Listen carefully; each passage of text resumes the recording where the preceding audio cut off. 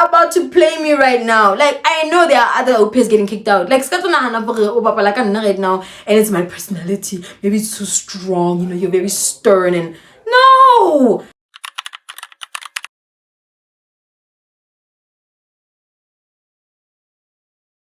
Hi my lovies, and welcome back to my YouTube channel. If you are new here, welcome. I hope at the end of this video you will end up subscribing. And also, if you are new here, what are you doing on this video? You should go back to part 1. Otherwise, this is not going to make sense to you at all. We're going to continue where we left off. Okay, so now we are at the area director's house and we're getting interviews and stuff like that, you know. And then I pick a family last minute. Literally, I was about to be leaving the country and then boom, I get a family. Yo, that was probably the worst family. I think that previous family, the pastors were way better. They are way better because when I moved to the other family, they were in Texas. And it is an accountant and a stay-at-home. They are very much older. The lady's like in her late 50s and the dad is like late 60s. So yeah, I get there. They have twins, a boy and a girl. Yo, guys, this lady, like, yo. I'm gonna be like very detailed. We were driving. She picked me up. It was the wife that picked me up from the airport. She picks me up from the airport. And, you know, I'm in the car. The energy was so bad. I did not feel comfortable the minute I got there. The minute she picked me up, I did not feel comfortable. She's very weird and awkward, but I just thought she was like that over camera. Like, she's just a weird person. Whereas her husband seems like the bubbly type. Even with how the other au pairs, the previous au pairs described him, he's the more bubbly one. So the nice one. And then so we're in the car and she's speaking about traffic and stuff like that. So I noticed how green it is because in the other places that I've been, the other states, it's been very cold. So obviously, you know, when it's cold, it's very brown and stuff like that. I get to Texas and who green, it's very nice. Like, I'm like, wow, it's so green here. And she asked me, like, are the other states not green? I'm like, no, because like in the winter, so whatever, it's been brown and stuff like that. She's like, oh, okay. And then we get home and she asked me, these details are so important. There's a reason why I'm mentioning them. They're so crucial to this whole detriment. You won't even understand it because you're like, how is this like important? Because this is boring stuff. You'll see, Baba. I get there.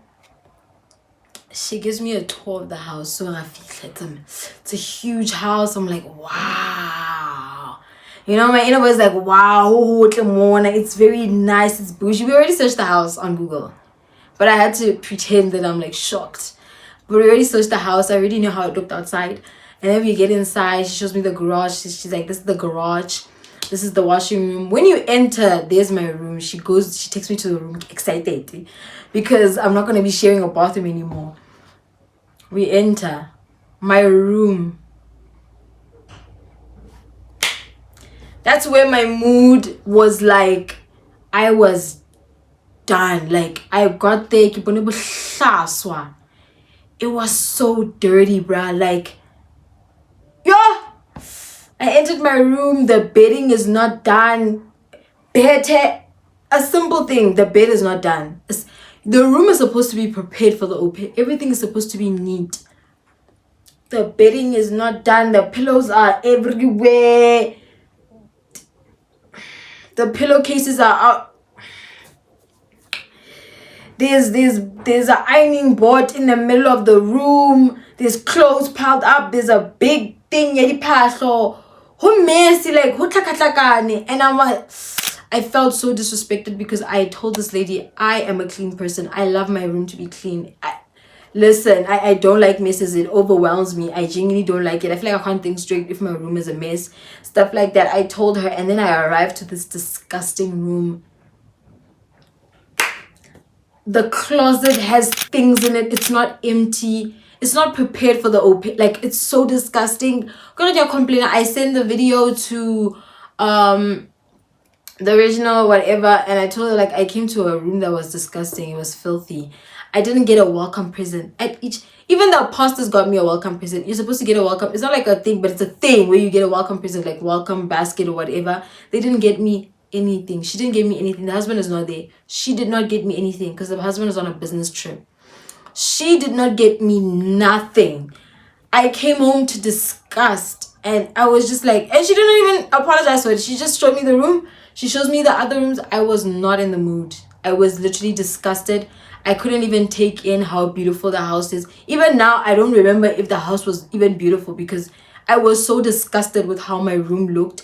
I felt such a disrespect from her, from the fact that I told her I need...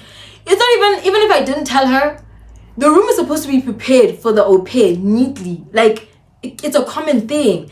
And then we get there and the kids arrive, like a few... Because I'm sitting in the room, in the same room as her. I'm panicking because I'm thinking about how dirty my room is. I want to go clean it. She's sitting there. She's not speaking to me. It was so awkward, guys. Like, after the tour, she did not speak to me. She was just awkward. She was on her phone, and I'm sitting there awkwardly texting Abu, Sena, and like Cristal. Like, hey, it's so awkward, guys. I genuinely don't know what to do. Like, I'm so, and that's rare for me because so I was really uncomfortable the entire time. I was just. Anyway, that passes. The kids come back. I meet the two kids, the twins. And they're really nice. The boys standoffish for a few minutes, just for a few minutes, and the girl hugs me, and everything is nice and well. They're practicing there for a recital. I asked to go clean the room. I'm like, can I please be excused? Because once they're practicing for some dance recital or talent show at school, and then I'm like, can I please be excused so I can go? Because I'm not working the first week. I don't work the first 2 days. You're not supposed to work. You're shadowing. So I decided to go clean my room because it's driving me crazy. No, I'm not gonna sleep in a room like that. So I go clean. I'm like, can I please be excused to go clean the room? I go clean the room. I clean the room. It's finally nice. And now everything is in the closet. So I put everything in the closet so that it can be out of the way. I can move smoothly in the room. And then it's the end of the day, and I ask her, I bring her to my room, like, hi. So I just wanted to ask, like, where can I put these things? Because they're in the closet. Wardrobe, they're taking up the whole wardrobe. I can't unpack. So I asked her, where can I put these things? Because I need to unpack, all the clothes in my suitcase. This lady's exact words were, okay, so this is not going to be a priority for me. I'm not going to prioritize it today. Actually, this entire week. And I'm like, okay. Like, the words that she chose, like, that she decided to use when she spoke to me was so, it's like she's trying to degrade me. Like, she's trying to make sure for a gatsaba for a kena mama. So I'm like, okay, she'll deal with it next week, fine. I'll live outside my suitcase here for another week. And then at the end of the night, I'll ask her, like, so you're supposed to shadow for 2 days. I'm like, okay, so what are we doing tomorrow? Before I go to swim, what are we doing tomorrow? Because I know I have to shadow, but I just want to ask, like, what do you need from me? Like, what time do I have to wake up so I can shadow? She's like, we don't do that around here. I know the program requires you to shadow, but we don't do that around here. I'm like, everything she was saying was so like, what the fudge? Like, I felt so uncomfortable, and I'm like, oh, this lady is disgusting already. And I go to sleep. Tandega ending here on the video call, and they're like, what? Everyone is shocked. They're like, hi, bro, this lady, I don't think you're gonna last there, bruh. Tandega's like, she sounds exactly like my first host mom. I don't think you're gonna last there, bruh. She was telling me not to unpack. Like, don't unpack. We're not ready because you're not going to be comfortable in this household. How to last? And I'm like, no, I have to make it work because this is my third rematch. I have to make it work. Okay, boom. It's the next day. I'm cleaning up. Well, it's my first day. So I'm not shadowing. But I kind of am because I can't just go in working. I don't know how you run your household. I don't know what you cook for the kids. So we wake up at 6 a.m. We get upstairs. She wakes up the kids and stuff like that. So I'm standing there and seeing everything that she's doing and stuff like that. We get downstairs. She makes lunch for the kids. I take pictures of the lunch for the kids so I have an idea of what she makes for the kids, and I put down notes. We're going to school. I'm writing down notes of like all these little things, like, okay, you have to park on Tuesdays or something. She was telling me on certain days you have to park this side because blah blah blah. I forgot all the details, but I was writing notes down. You're just taking up everything that she's saying so that I get a hang of it by the end of the week. You know what I mean? Boom, we come back, I'm doing laundry and stuff like that. She decides to call me. It has not been 24 hours. It hasn't even been 20 hours. She's like, yeah, I need to talk to you just because there's a few things that we need to discuss, things that I've noticed. You're saying 10 a.m. I have not been in this household for longer than 20 hours. She comes to me, she calls me into the father's office, and we're in there, like her husband's office, and she's in there and we're talking. And then she's like, yeah, I've noticed a few things. It just seems like, I kid you not, she goes and says, yeah, you just seem so slow. You know, the way you process things. She's calling me stupid, by the way. She's calling me stupid. You're so slow compared to the previous au pairs because you're taking pictures and writing down things that I already put in the flippant program that I gave to you that you said you already read.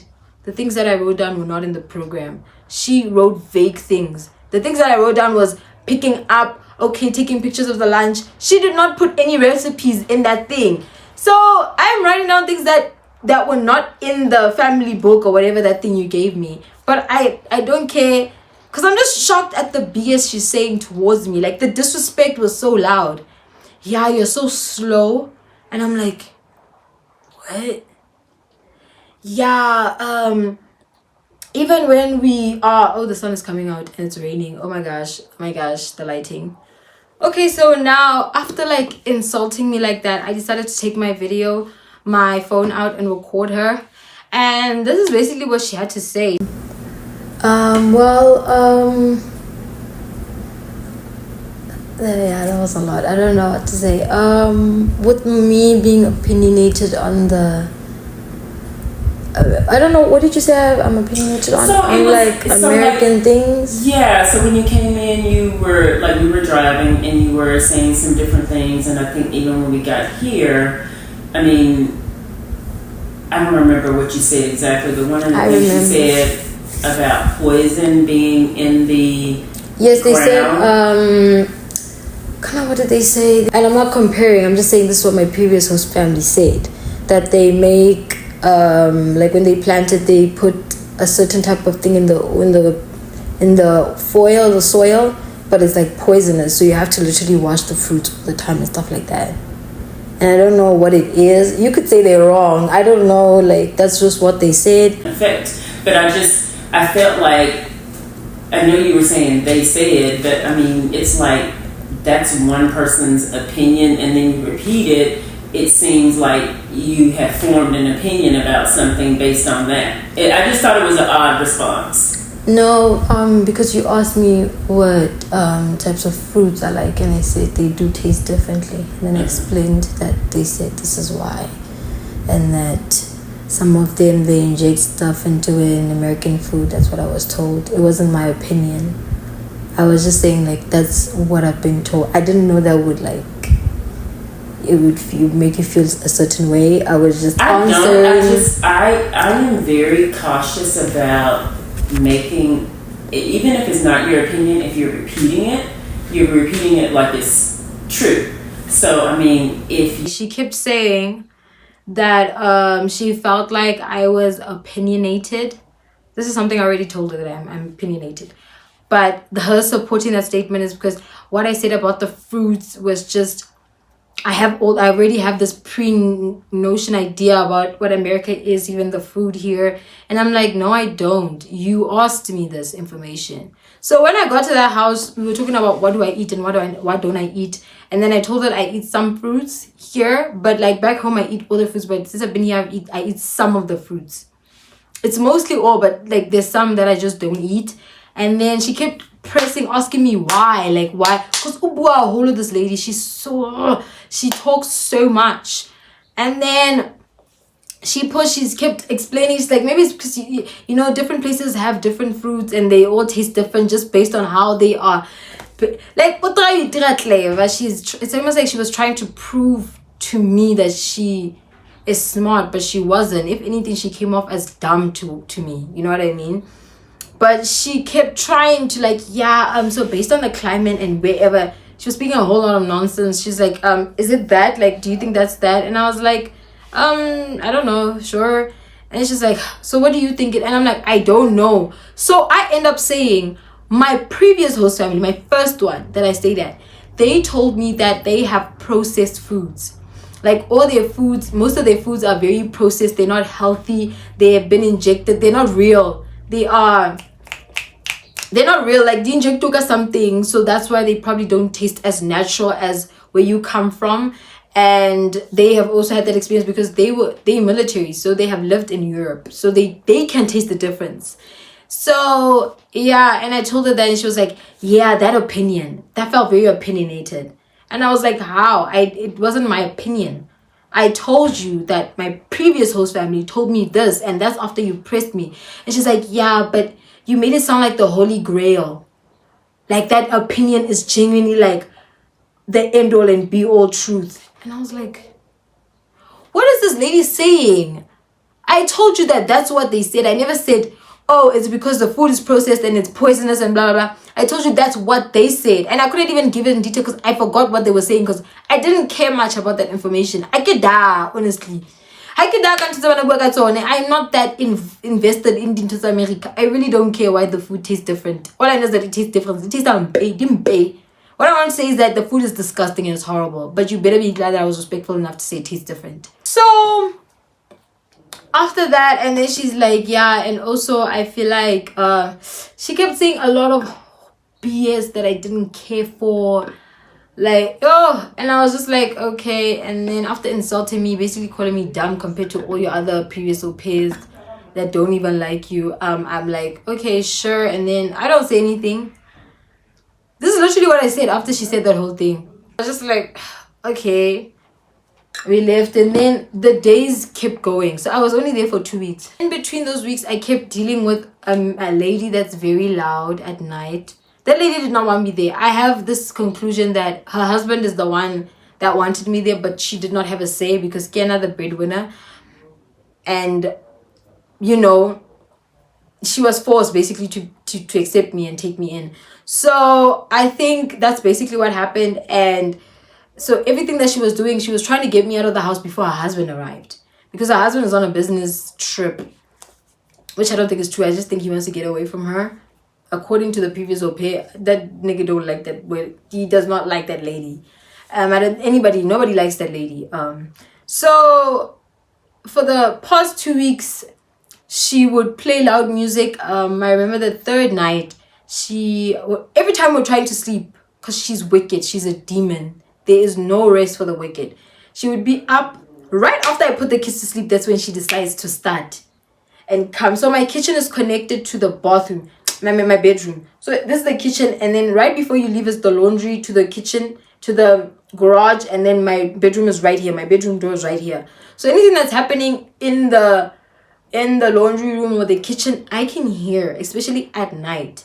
So I'm sleeping, but I hear this loud noise. I hear this agitating sound. It's raining. I hear this agitating sound, and it's this lady having her TikToks on max. It's 9 p.m. by the way. Everyone is sleeping. The kids are sleeping. I'm sleeping. She's the only one that's up, you know, as usual, as a demon, you know. She's up at night. And I text her and I'm like, can you please turn the volume down because I can hear it and I can't sleep. She ignores it. Even though she's looking at TikTok, she ignores my text. I get out and I'm like, please turn your volume down. I can't sleep. She turns it down. 2 days later, she's in the kitchen again. Come on, 9:09. She's on the phone yelling. Mind you, she has her husband's office. She has a room that is on the other side. But she decides to come to the kitchen that's closest to me. That's going to disturb me. She's calling. Her phone is on speaker. She's loud. Yeah, she looks like, the only way I can describe how she looks is she looks like a grandma when they have taken their teeth out. Like this. And she has, somebody called her a mango head. Like, you know, after you've eaten a mango and you've sucked the life out of it, and then that's how she looks. And her hair's orange. That's the funny part. So she's just there on her phone and yelling. I could hear the whole conversation in and out. I'm like, I get out. I'm like, can you please keep it down? I am trying to sleep so I can have energy for the next day. She's like, yeah, I'm on a call. And I'm like, I can hear you. Literally, I was like, I can hear you on a call, but it's making noise for me. Can you please keep it down? Because what do you mean you're on a call? Like, am I supposed to take that in consideration over my sleep? What are you dumb? Like, are you okay in the head? She goes to her stupid bedroom, and it ends off there. And then I think the next week, I think a Monday, before I put the kids to bed, I'm like, oh, are you guys done eating? Because I'm ready to put them to bed. And because now my shift ends now. It's almost 9 o'clock. I'm like, okay, you guys done eating so I can put you. The minute I'm about to put the kids to bed, because I'm going to give them a bath and then they're going to go to bed, she turns the music in the whole house on. The downstairs, they have these speakers on the roof. Like, they are in the roof. I want to reach. And she blasts the music. It's 8:30, by the way. It's 8 p.m. She blasts the music. Okay, Maza, I take the kids to bed. I go, I wash the dishes. I clean up after everybody. And then after the kids, I go to my bedroom. I take a bath. I can hear the music is still playing. When I come downstairs, I go take a bath. Maza, I'm like, maybe she'll turn it off. I finish bathing. The music is still not off. It's 9 p.m. now. It's past 9 actually. I go to sleep waiting for her to turn on the music. 30 minutes go by. Get in. The music is still not turned off. I go knock on her door and I'm like, can you please turn? I'm like, knocking. I'm texting. She doesn't wanna. She's not texting back. I knock on her door. I knock on the flipping door. Every time I knock, she turns the shower on. I'm on the phone with Senemile. I'm like, this flipping devil keeps turning the shower tap on every time I knock on the door. And when I don't say anything, when I stop knocking, she flipping turns it off. When I knock, I was so irritated and I started yelling. I'm like, what is happening? Why is this music so loud? At the time, I'm tired at all, bala. Dealing with her kids is literally, you need all the energy, and I'm thinking about how I'm not gonna get enough sleep to deal with them the next morning because this lady is blasting music like crazy right now.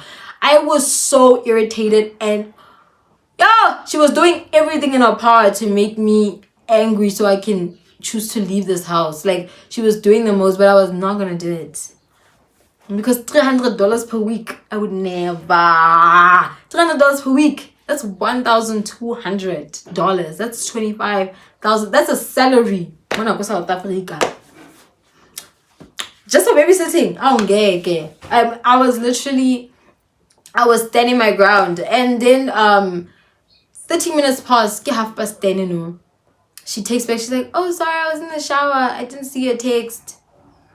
She turns it off, and I struggle going to sleep in that house. I'm the most heaviest sleeper. I don't struggle to go to sleep. Everybody knows this about me. Even Senamila saw that I sleep. Anybody who meets me will know I sleep so easily.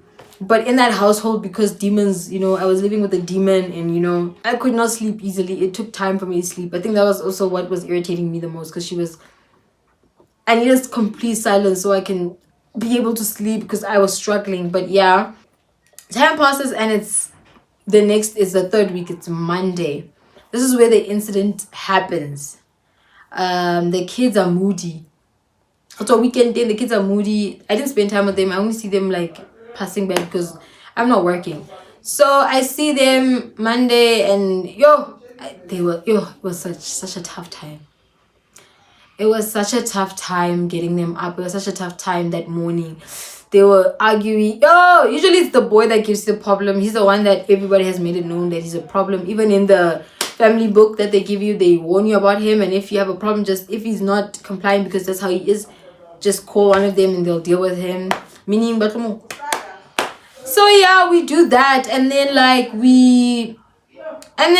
it's the Monday, and these kids are giving me stress. The girl now is giving me stress, attitude, and they like to bang the door. Like literally, when I'm trying to get them to do something, they bang the door, and it literally scratches me. And I have sensitive hands. Like I have scratches from Hoslatwa.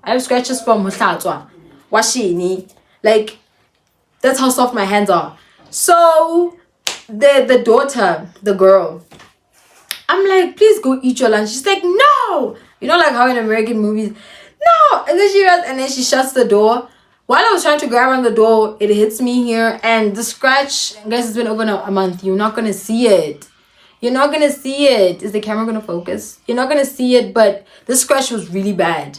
It was bleeding. Cause she's a bit bigger than the boy. So she has more power. Like when it hit me, it was not a scratch like these ones the boy gave me. It ripped open and I was bleeding, and yeah, everything happened. And then we come back, and this lady's asking me what happened, and I explained to her like I tried to open the door. Well, the kid was behind the door, but I didn't know. But she was behind the door. I opened the door, and then but it was not hard. The minute that was happening, the mother walks in, and she's like, oh, and she walks to the mom, and she's like, that hurt, like dramatic as far. And I'm like, get up and go eat. So after that happened, I call my parents when we get back. I'm like, Moliko wa me, I got hurt in the process of everything. I was bleeding. She did not give me a plaster so I can cover my wound because it was bleeding, bro. It was bad. And she did not give me a plaster, and she has the audacity to ask me what happened, because she was trying to make it seem like Chloe's having a hard time. And she's like, it seems like Chloe was like really upset this morning, and I was like, yeah, she was giving me a hard time. She really was giving me a hard time. So yeah, I was just making sure like, you know, everything is okay and whatnot with her. And I'm like, I'm the one that got hurt. So I'm complaining to my parents. Like, I'm complaining to my parents. And that is why this lady, I decided I'll phone her like area director. Because she probably thought I was going to complain first to the area director or the regional director and say, I can't handle these kids. They are too radical. And now I'm really hurt. But because I'm used to it, I didn't complain about it. It's not the first time this has happened. I always get a scratch. Her kids are always slamming doors. She hears the doors getting slammed. It's not really that deep. So that morning, and I was expressing to my parents like, even though I'm the hurt one and stuff like that. And then the next day, Tuesday, I get a call from the irritating area director, and she's like, I'm here. I got a complaint that you harmed the kid and you did not show any concern afterwards. Why would I show concern? I'm like, I didn't show concern because I didn't hurt the child. I know when I opened that door, bruh. I opened the door, like, even if, let's say this case, she was holding onto the door and trying to block it. I still wouldn't need that much power to open it. I could just open it. Why would I be, boom, and she's just standing behind and I hurt the child? It was so irritating. And then she's like, yeah, we're coming over and whatnot. We're going to discuss it. But when she got there, the call, after I dropped the call, 5 minutes later, she was at the house. Yo. All three of them are standing there. I'm like, okay, I get out of my room. All three of them are standing out there. And I'm like, yeah, the fantastic three about by and they're so ugly. These people, like the way they look did not make it easier for me to be able to handle the BS that came out of their mouth. Like they were just so, and the other one is like they were just so, it was so irritating. I came out there and they're like, yeah, this is an exit meeting. What? First of all, I'm not informed as the exit meeting. You're supposed to inform the aupair. There were just so many things that they were not following. There were so many protocols that they broke. But we got there and it's an exit meeting. They are upset because they feel like you are a threat to the child. And I wanted to laugh, but I was like, and I was just bowing my head. I'm like nodding. and they felt like you didn't show any concern afterwards. And I was like, and they kept asking me, do I have anything to say? And I was like, no. Like, because Gabon already, like, and I went normally as a area director, so I don't really care to explain myself.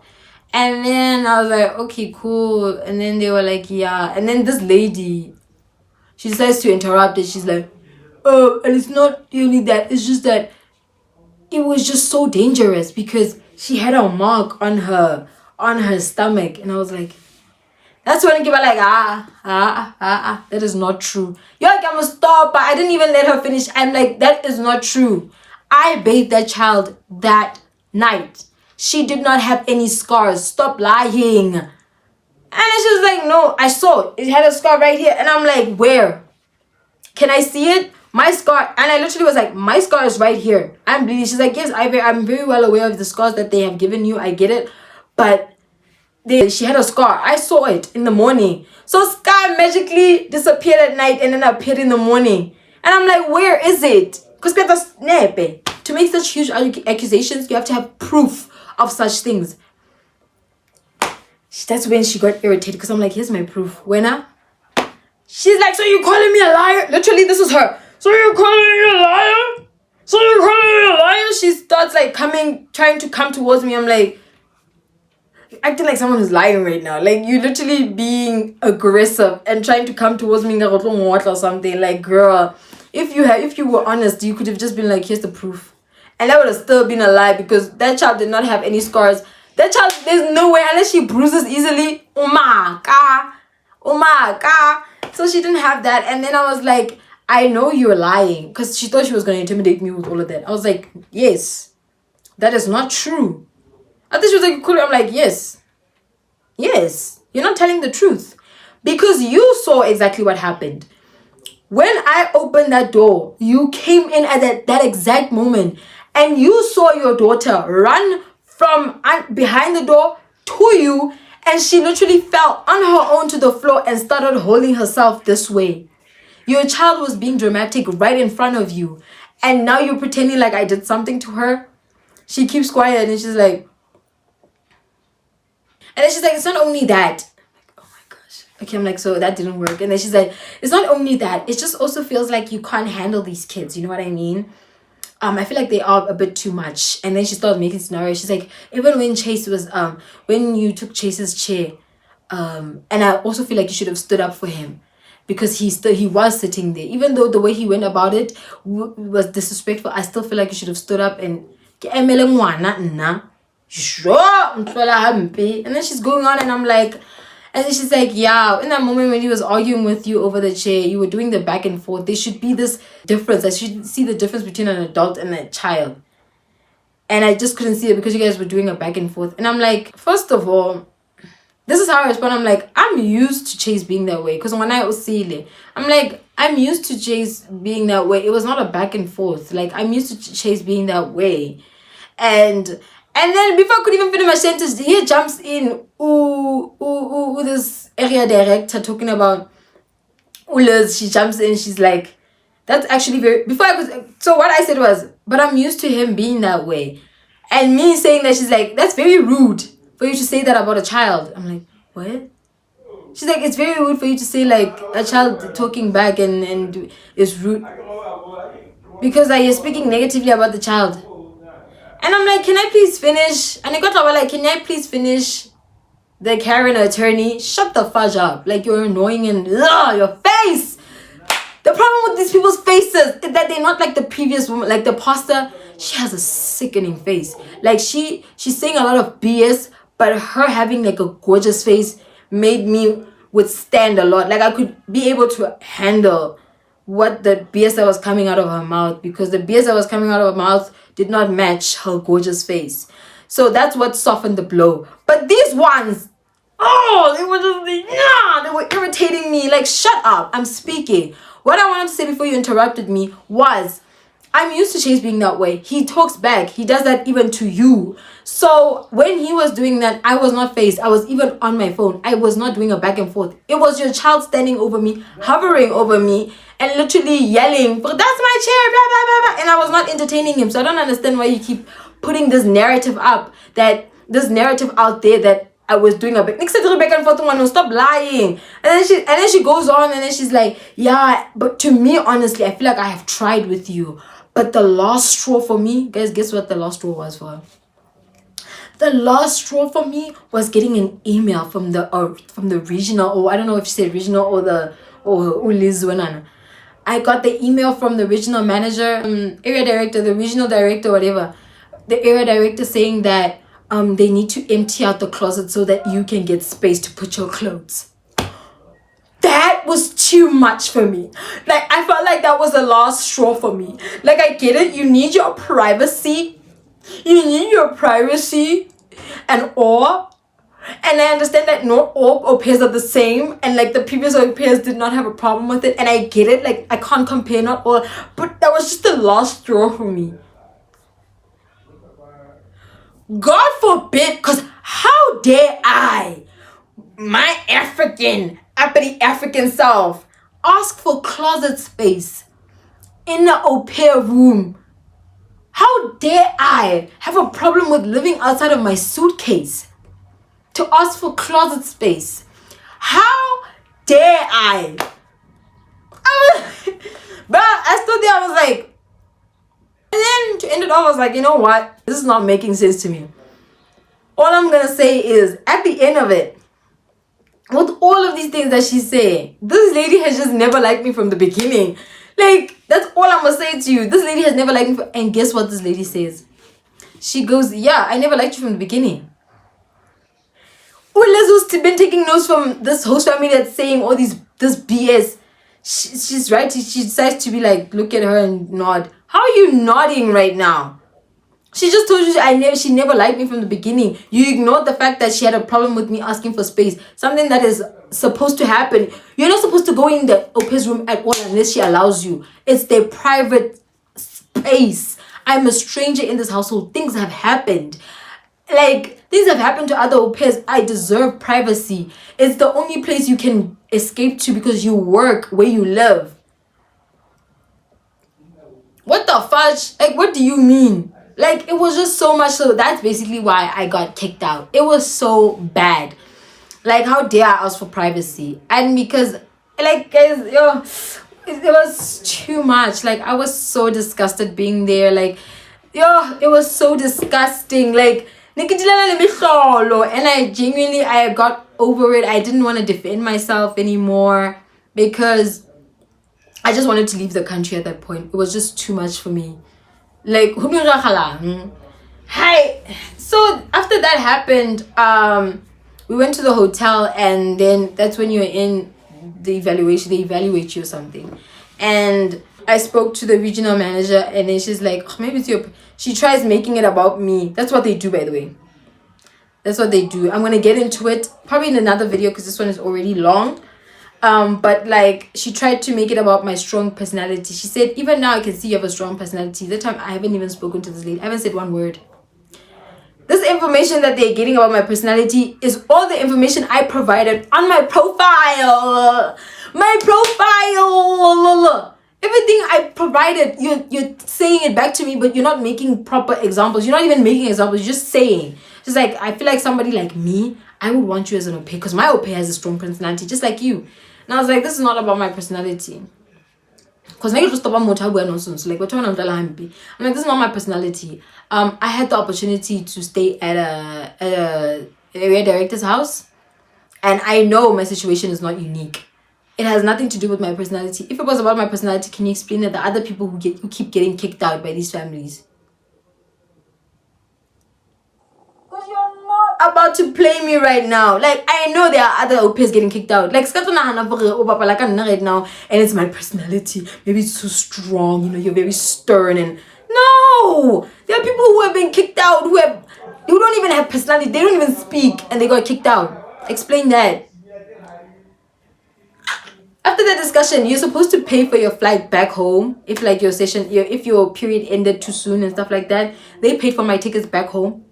They paid for my flights, all of them, all three of them. They paid for my bags. Alles. Because you're not about to make me pay for something I did not do. You guys are choosing to keep these stupid families. because they're paying you a lot of money. So with that money that you guys choose to take from these disgusting families that you choose to keep for us to deal with, what are you gonna do? You're gonna pay for my flight back, period. Cause what? Because what do you mean? Y'all have disgusting families and y'all choose to keep them because they're paying a lot of money.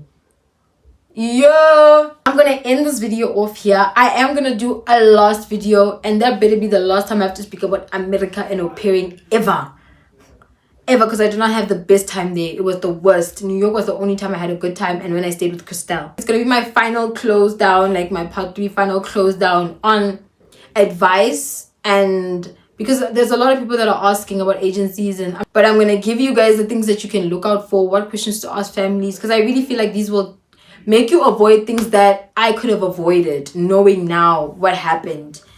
And yeah, I'm gonna close it off here, my loves, and I hope you guys enjoyed it. I know it was a mouthful. I hope you guys enjoy it, and I hope it was, entertaining, because going through it was hell. It was hell going through it. Yes, sis. So I hope you guys enjoyed it, and please don't forget to subscribe. Please don't forget to like. Please don't forget to comment anything you would like to know. Maybe I'll also answer the questions there instead of doing a part 3. I don't know, but we'll see. And until next time, bye.